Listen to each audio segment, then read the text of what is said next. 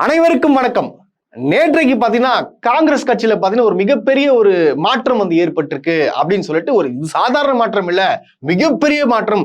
இந்த மாற்றத்தின் மூலியமா பாத்தீங்கன்னா காங்கிரஸ் வந்து பயங்கரமான ஒரு சக்தியா வந்து உருவெடுத்து வரக்கூடிய தேர்தலில் வந்து எல்லா தேர்தலிலும் பாத்தீங்கன்னா பயங்கரம் வெற்றி பெற போறாங்க அப்படின்னு சொல்லிட்டு நான் சத்தியமா சொல்லல, காங்கிரஸ்காரங்க தான் சொல்லிக்கிறாங்க.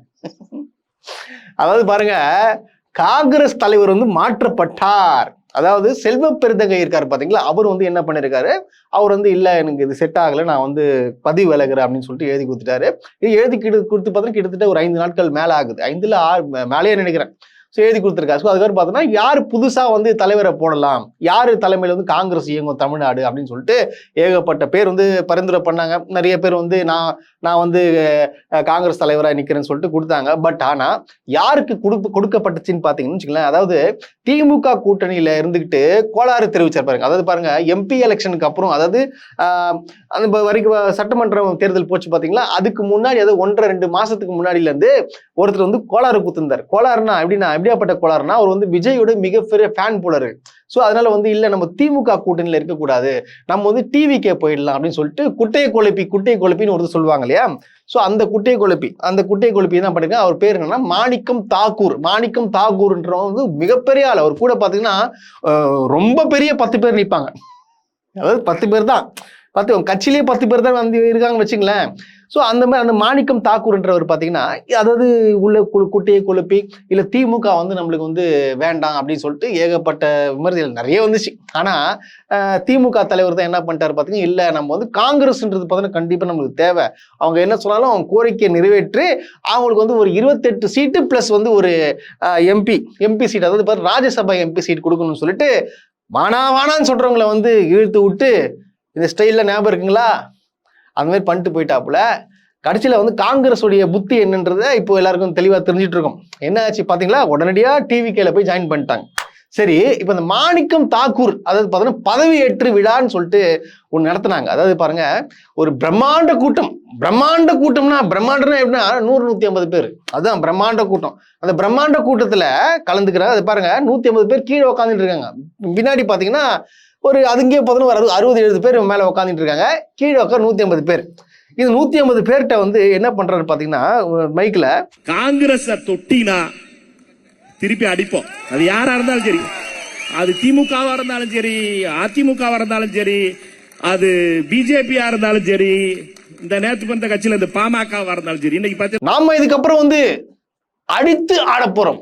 எப்படி அடித்து ஆட போறாராம். அதாவது அடித்து ஆட போற யார சொல்றாரு பார்த்தீங்கன்னா, இதுக்கப்புறம் வந்து காங்கிரஸை வந்து யாராச்சும், நாங்க வந்து திமுக யாரெல்லாம் தேவையில்லைங்க, எங்களை வந்து யாராவது வந்து எங்களை வந்து விமர்சனம் செய்தாங்கன்னா நாங்க சும்மாவே விட மாட்டோம். அதாவது இன்னொரு சொல்றாரு, எங்களை யாராச்சும் துரோகின்னு சொல்லிட்டோம் அப்புறம் இருக்குன்னு சொல்றாப்புல. நான் சொல்றேன், நீ துரோகி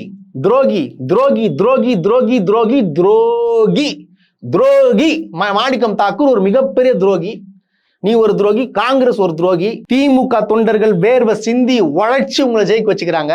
நல்லா அதுல போய் உக்காந்து எம்பி ஆயிட்டு இப்போ வந்து கட்சியை கூட்டணி பிரிச்சு போய் டிவிகளை போய் சேர்ந்துக்கிறீங்க. நீங்க ஃபுல்லா வந்து திமுகவால மட்டும்தான் இந்த தமிழ்நாட்டுல வந்து இத்தனை நாளா வந்து எம்எல்ஏ எம்பி ஆனீங்க தவிர, நீங்களாம் வந்து தனியா நின்றாலாம் ஜெயிக்கவே முடியாது. அவ்வளோ பேசுற நீங்க மிஸ்டர் மாணிக்கம் தாக்கூர் அவர்களே, தைரியமா தான் போய் ரிசைன் பண்ணிட்டு போ. யாரு வேணா ரிசைன் பண்ணிட்டு தைரியமா இருக்கா பா. திமுக கூட்டணியில வந்து திமுக கூட்டணி வேலை செஞ்சாங்கப்பா, அதனால அவங்க ஓட்டல ஜெயிச்சம்பா, எங்களுக்கு வேண்டாம்ப்பான்னு சொல்லிட்டு ரிசைன் பண்ணிட்டு போ. தைரியம் திராணி இருந்தா நீ முடிஞ்சா இப்ப ரிசைன் பண்ணிட்டு விஜய் டிவிக்கு இருக்குல்ல, போய் முடிஞ்சு ஜெயிச்சு காட்டு. அதை விட்டு என்ன பேசிட்டு இருக்கீங்க. அதாவது தொடர்ந்துங்க, அது எலெக்ஷனுக்கு முன்னாடில இருந்து எலெக்ஷன் முடிஞ்சது வரைக்கும் அதை என்ன பண்ணாங்க தெரியுமா, இவங்க வந்து என்ன பண்ணாங்கன்னா, வந்து திமுக வேண்டாம், அதாவது இவங்களுக்கு 60 சீட் வேணுமா. அதாவது 28 சீட்டு இவங்களுக்கு கொடுத்ததுதான் மிகப்பெரிய தப்புன்னு சொல்லிட்டு திமுக தொண்டர்கள் வந்து அழுகுறாங்க. இதை 28 சீட்டு இவங்களுக்கு கொடுக்காம இவங்களை அப்பவே துரத்தி விட்டுருந்தேன்னா கண்டிப்பா அதுல ஒரு அட்லீஸ்ட் ஒரு 15 சீட்டை வந்து திமுக ஜெயிச்சிருக்குமே.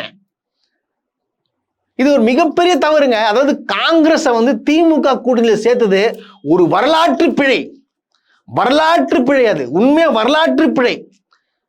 ஆனா பேச்சு பாரு, அப்படியே மிகப்பெரிய இயக்கம் ஏங்க, நான் பாத்துக்கிறேன் இவங்க வந்து யாருமே கிடையாது. சும்மா இவங்க அங்கங்க போயிட்டு காசை கொடுத்து கூட்டினு உணர்வுள்ள தொண்டர்கள் எத்தனை பேர் வச்சிருக்கீங்க நீங்க? நான் கேட்கிறேன், உணர்வுள்ள தொண்டர்கள் எத்தனை பேர் காங்கிரஸ்ல இருக்கிறாங்க? எனக்கு புரியலையே அது. இதுனா அந்த அளவுக்கு ஒரு ஒரு பேச்சுலாம் பார்த்தா பயங்கரமா இருக்க. நான் சொல்றேன், வரக்கூடிய தேர்தல்ல மண்ணை கவ போறீங்க. மண்ணையா மண்ணத்து வாயில போட்டுக்க போறீங்க பாருங்க. இன்னைக்கு அடிக்க போற, அதாவது டிவிக்கே தோக்குறானா இல்லையோ, டிவிக்கே வந்து கட்சி தோக்குதா இல்லையோ, இந்த மாதிரி நம்ம விட்டு போன காங்கிரஸ் இந்த பேர் இயக்கம் சொல்லாது. அது பேர் இயக்கம்னா இப்ப எங்கேயுமே கிடையாது. ஃபுல்லா வாஷ் அவுட் பண்ணிட்டாங்க. இந்த எதுக்காக தெரியுமா? இந்த பேச்சு, இந்த துரோகம் செய்யறது, இந்த பண்ணையார்த்தனம், இந்த மாதிரி வேலையால் தான் காங்கிரஸ் கட்சி அழிஞ்சிட்டு வருது, அழிஞ்சு போச்சு. இதுக்கப்புறம் ஜெயிக்கிறதுக்கான ஆப்ஷன் இல்லை. வருகிற உள்ளாட்சி தேர்தலும் சரி, வருகிற எம்பி தேர்தலும் சரி, தமிழ்நாட்டில் மண்ணை கவ போற கட்சி யாருன்னு பாத்தீங்கன்னா காங்கிரஸ். துரோகி. எவ்வளவு கஷ்டப்பட்டு இரவும் பகலா வந்து அந்த உழைச்ச திமுக காரங்களுக்கு ஒரு சின்ன ஒரு ரெஸ்பெக்ட் கொடுத்தீங்களா? சொல்லாம கொள்ளாம ஓடுனீங்களே, ஏதோ வேற ஓடின மாதிரி சொல்லாம கொள்ளாம ஓடுனீங்களே. கொஞ்சம் கூட அந்த மனசாட்சி இல்ல. அவ்வளவு உழைச்சானுங்க. ஏங்க, அவனுக்கு திமுக கொடுக்குற அந்த சீட்டை உங்களுக்கு கொடுக்க வச்சு அவன் உழைச்ச எவ்வளவு கேட்டிருப்பான் அவன் தலைவன் கிட்ட. தலைவா, இந்த மாதிரி எங்களுக்கு கொடுங்க, நாங்க உழைக்கிறோம். இல்ல நீங்க வந்து காங்கிரஸ், நான் சொல்றது காங்கிரஸ் கூட்டணி குடிச்சாச்சு, நீங்க கொடுத்தாச்சு, நீங்க வந்து அங்கதான் உழைச்சாவணும் சொல்ற தலைவன் பேச்ச கட்டுப்பட்டு எல்லாத்தையுமே இழந்து உங்களுக்காக போயிட்டு ஓட்டு கீழே நான் பார்த்துருக்கேங்க. கை காலில் வந்து ஓட்டு கேட்டிருக்கான் திமுககாரன். அவன் சாபம் உங்களுக்கு சும்மா விடுமா? மேடையை போடுறதான் பேசுறதான். பிரம்மாண்ட கூட்டம். ஏங்க, அந்த கூட்டத்துல யாருமே கிடையாதுங்க. அந்த கூட்டத்தை கூட பாருங்க, யாருமே கிடையாது. சும்மா பேசுறது. இவரு இந்த பக்கம் விடுங்க. அடுத்தது நம்ம பேர் என்ன, ஒரு இந்த டான்ஸ் மாஸ்டர், ஒரு பேர் தெரியலங்க, டான்ஸ் மாஸ்டர் தான் சொல்லணும். அவரு பாரு, வாடி வாடி வாடி வாடி கைப்படாத சீட் டான்ஸ் ஆனா போல அந்த டான்ஸ் மாஸ்டர் சொல்றாரு. மாநில தலைவர் அவர்கள் சொன்னார்கள், 2 பேர் அமைச்சர் அல்ல. சற்று சமூகித முடிவை நாம் எடுத்திருந்தால், அதை உங்கள் பேச்சை கேட்டிருந்தால், என்னுடைய அருமை நண்பர் பிரவீன் சக்கரவர்த்தி உங்கள் பேச்சை கேட்டிருந்தால், என்னுடைய அருமை நண்பர் மாணிக்கம் தாகூர் உங்கள் குரலுக்கு செவிதாய்த்திருந்தால், தமிழகத்தினுடைய காங்கிரஸ் கட்சியினுடைய தலைவிதியே மாறி இருக்கும். 70 சட்டமன்ற உறுப்பினர்கள், ஒரு டெபுட்டி சீஃப் மினிஸ்டர், 10 அமைச்சர்கள் சத்தியமூர்த்தி பவனில் அந்த சுழல்கிற விளக்கு காரில் வலம் வருவதை பார்த்திருக்க முடியும். நாங்க அப்பவே சொன்னோம், மாணிக்கம் தாக்கூர், அப்புறம் பாத்தீங்கன்னா பிரவீன் சக்கரவர்த்தி. நானும் சொல்லியிருந்தேன், நாம வந்து டிவிகேல ஜெயிச்சிருந்தா இந்நேரத்துக்கு கிட்டத்தட்ட 60 எம்எல்ஏ, 10 அமைச்சர் அப்படியே வந்து இந்த சாஸ்திரி பவனுக்கு உள்ள வந்திருந்தான்னு வச்சுங்களேன், அந்த காங்கிரஸ் கட்சி ஆபீஸ்க்கு வந்து அப்படி மின்னுமா அந்த கார் சைரன்ல, அப்படியே அந்த ஒளி வட்டம் மின்னுமா, அப்படியே காங்கிரஸ் பயங்கரமா வளர்ந்துருக்குமா. நொட்டம் கிழிப்பீங்க. பார்க்க தானே போறோம் அந்த பேச்ச. எப்படி அப்புறம் 1ஆம் நம்பர் பச்சுந்தி. அதாவது பாருங்க, வைகோ, இந்த காங்கிரஸ்லாம் பா, நான் ஓப்பனா சொல்றேன், கேளுங்க, உங்களுக்கு வந்து மரண அடி காத்திருக்குது. வரக்கூடிய தேர்தல்ல சாதாரண அடி இல்ல, மரண அடி, கேவலமான அடி. கண்டிப்பா தோக்க போகுது. நீங்க நினைச்சிட்டு இருக்கீங்க வருகிற தேர்தலில் பாத்தீங்கன்னா நாங்க வந்து கண்டிப்பா வந்து சென்ட்ரல் ஆட்சி பிடிப்போம். இப்ப எத்தனை ஜெயிச்சிங்களோ அதை விட பாதி கம்மியாக போறீங்க. எழுதி வச்சுக்கோங்க. திமுக எந்த அளவுக்கு இது பண்ணி வந்து உங்களுக்கு சீட்டை கொடுத்து ராஜ்யசபா எம்பி சீட்டுக்கு ரிசைன் பண்ணிட்டு போங்க. எதுக்கு உங்களுக்கு அது? எதுக்கு ராஜ்யசபா நீங்க என்ன கிழிச்சிங்கன்னு உங்களுக்கு கொடுத்தாங்கன்னு சொல்லிட்டு தெரியல. அது வந்து திமுக தலைவர் தான் யோசிக்கணும். இதுக்கப்புறமா யோசிக்கணும். தயவு செய்து இதுக்கப்புறம் தொண்டர்கள் பேச்ச கேளுங்க. தொண்டர்கள் வந்து எந்த அளவுக்கு மன உளைச்சல் உள்ளாவறாங்கன்னு சொல்லுங்க தெரியாது. தினம் வந்து இந்த மாதிரி ஆட்கள் வந்து பேட்டி கொடுக்கறத பார்த்து திமுக வந்து விமர்சனம் செய்யும் போது திமுக மனம் குமுறான். டேய், நான் உனக்கு உழைச்சிருக்கேன்டா, ஏன்னா எனக்காச்சும் மருந்து குறை. இந்த அளவுக்கு கேவலம் பண்றீங்களா? 5 சீட்டு ஜெயிச்சிங்களே, 5 ஜெயிச்சோன்னு ஓட்டுனீங்களே, அதுக்காச்சும் ஒரு மனசாட்சியோட பேசுங்க. ஏன்னா திமுக கத்துதான் செய்வான். ஏன் கத்துறானா, அவன் மனக்குமுறலுங்க. அவனுக்கு சீட்டு கொடுத்தா அவன் ஜெயிச்சிருப்பான். உங்களாம் ஒரு ஆளு மதிச்சு கொடுத்து துரோகம் பண்றது தானே. யாராச்சும் ஒத்துப்பாங்களா? அதாவது நீங்க பார்க்கக்கூடிய மக்கள், நீங்க இந்த வீடியோ பார்க்கக்கூடிய மக்கள் கொஞ்சம் சிந்திங்க. ஒருத்தனுக்காக நம்ம பயங்கரம் உழைக்கிறோம், நம்மளாலதான் ஜெயிக்கிறான்னு தெரியுது. அவன் ஒண்ணுமே எதுவுமே பண்ணல, சும்மா வந்து நிக்கிறாரு, கைக்கு தூக்கி காட்டுறாரு, இப்படி காட்டுறது, அவ்வளவுதான். அது மட்டும் தான் பண்ணாரு. இது தவிர மத்த எல்லா வேலையும் திமுக செய்யறான். அவன் ஜெயிக்கிறான். ஜெயிச்சவனையும் நம்ம ஆப்போசிட் ஆளு கூட இவன் போனானா இவன் நல்லவனா கெட்டவனா? இவன் துரோகி தானே, பரம துரோகி தானே. இது நடக்குது. இதுதானே உண்மை. அது உங்களுக்கு புரியணும். ஆனா தயவுசெய்து சொல்றேன், நீங்க எந்த கட்சியில வேணாருங்க, காங்கிரஸ் கட்சியில மட்டும் இருக்காதீங்க. ஏன்னா காங்கிரஸ் என்ற ஒரு பேர் இயக்கம் டார்டாரா கிழிக்க போறாங்க. ஏன்னா பொதுமக்கள் பார்த்துட்டு இருக்கிறாங்க இங்க என்ன நடக்குது ஏது நடக்குதுன்னு சொல்லிட்டு. உங்களெல்லாம் கண்டிப்பா பாத்தீங்கன்னா ஒரு மிகப்பெரிய ஆப்பு இருக்கு.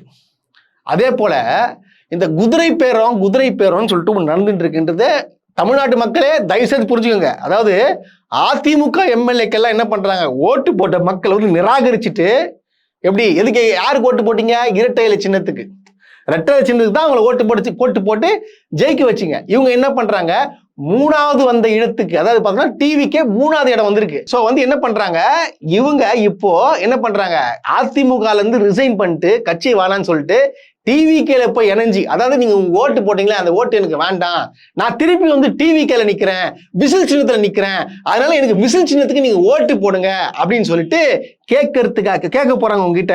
ஸோ வந்து எல்லாத்தையும் தூக்கி போட்டு, எல்லாம் கொள்கை கட்சி தூக்கி போட்டு ஒரு ஆட்சி, அந்த அதிகாரம், அந்த பணம், அதெல்லாம் வேணும், ஒரு அதிகாரம் வேணும் அப்படின்னு சொல்லிட்டு ஒரு பதவிக்காக ஒரு அவங்க கூட இருந்து இத்தனை நாளா வந்து கட்சியால நல்லா சம்பாரிச்சு இப்ப கட்சிக்கே வந்து துரோகம் பண்ணிட்டு எங்க போறீங்க, டிவி கேட்க போகிறாங்க. மக்களாக நீங்க இது பண்ணணும்.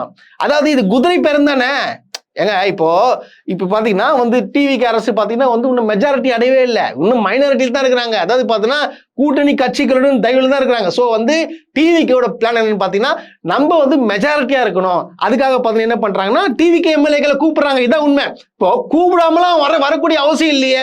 அப்படி ஒன்னே வந்து டிவிக்கு மிகப்பெரிய சாதனை பண்ணலையே அவனா வரத்துக்கு. கரெக்ட் தானே? அவனா வரத்துக்கு டிவிக்கு வந்து எந்த சாதனையும் ஒன்றும் பண்ணல. சும்மா வந்து முதலமைச்சரா வந்து இப்போ முதலமைச்சர் அவர் தான் அவங்க பார்ட்டி ஜெயிச்சிருக்கு, மெஜாரிட்டி இல்லாமல் ஜெயிச்சிருக்கு. ஸோ வந்து என்ன பண்றாங்க, அப்ப இவங்க கூப்பிட்டுருக்காங்க, இவங்க கூப்பிட்டதுனால தான் அவங்க போயிருக்காங்க, கூப்பிட்டுலாம் போக மாட்டாங்க. அதான் உண்மை. இப்போ இது பேர் தான் குதிரை பேரம். உடனே வந்து என்ன சொல்றாப்புல சிடிஆர் நிர்மல்குமார், அப்ப எப்படி வந்து மதிமுக இருக்கிற 2 எம்எல்ஏக்களும் எப்படி மதிமுக இருக்கிற 2 எம்எல்ஏக்கு ஏன் வந்து வரல, எப்படி அவங்க கிட்ட போனாங்க, அது எப்படி குதிரை பெருமாவும்? ஏன்னா கொஞ்சமா சிந்திங்க. அவங்க எந்த சின்னத்துல இருந்தாங்க, உதயசூரியன் சின்னத்துல நின்றாங்க. ஸோ அவங்க உதயசூரியன் கட்சி ஆளுங்க தான், அவங்க உதயசூரியன் கேண்டிடேட் தான் அவங்க. ஸோ வந்து எப்படி அவங்க வருவாங்கன்னு கேட்குறேன். அவங்க எப்படி வருவாங்க, அவங்களுக்கு தெரியும், அந்த உணர்வு இருக்கு, திமுக காரன் எப்படி வேலை செஞ்சான். ஏன்னா மதிமுகல வந்து காங்கிரஸ்லாச்சும் ஒரு 10 பேர் இருப்பான், இது 2 பேர் கூட இருக்க மாட்டான். ஒருத்தன் அந்த கேண்டிடேட், அவங்க கூட ஒருத்தர் 2 பேர் தான் இருப்பாங்க மதிமுகல, மற்றவெல்லாம் திமுக காரன். அவனுக்கு தெரியாதா யாராவது ஜெயிச்சன்னு சொல்லிட்டு, அதனால அவங்க வரமாட்டாங்க. அவனுக்கு கொஞ்சமாச்சு சுயமரியாதை இருக்கு, கொஞ்சமாச்சு ஒரு காமன் சென்ஸ். அதாவது பாருங்க, காமன் சென்ஸ் என்னடே, நம்மளுக்காக உழைச்சவங்கடா, அவங்கள விட்டுட்டு நம்ம திருப்பி வந்து வேற கட்சி நிக்கிறது எப்பாற்பட்ட ஒரு அயோக்கியத்தனம் அப்படின்னு சொல்லிட்டு அவங்களுக்கு தெரிஞ்சிருக்கு. அதான் போல அது குதிரை பேரமா ஆகும். குதிரை பேரம்லாம் கிடையாது. இதுதான் அதிமுக வந்து டிவிக்கு போறான் பாரு, அதுதான் குதிரை பேரம். அதாவது என்ன சொல்ல வரேன்னா, மக்களாக நீங்க வந்து சிந்திக்கணும். இவங்க இதுக்கப்புறம் பார்த்தா வருகிற இடைத்தேர்தலில் அனைத்து தொகுதிகளிலும் பார்த்தீங்கன்னா தோக்கடிக்கணும். இவனுங்களை துரோகம் செஞ்சுட்டு வந்துக்கிறாங்க கட்சிக்கு, அதாவது மக்களை நிராகரிச்சுட்டு வந்திருக்கிறாங்க. அதிமுக ரெட்டை இலைக்கு நீங்க போட்டிங்க பார்த்து ஓட்டு எனக்கு வேணா, நீங்க திருப்பி வந்து விசிலுக்கு போடுங்க அப்படின்னு சொல்லிட்டு அது கொண்டு வரானுங்க. அதனால வந்து என்ன பண்ண, நீங்க உஷாரா இந்த வாட்டி வரக்கூடிய அனைத்து இடைத்தேர்தலையும் பார்த்தீங்கன்னா இவன் வந்து தோக்கணும், முழுமையா தோக்கடிக்கப்படணும்.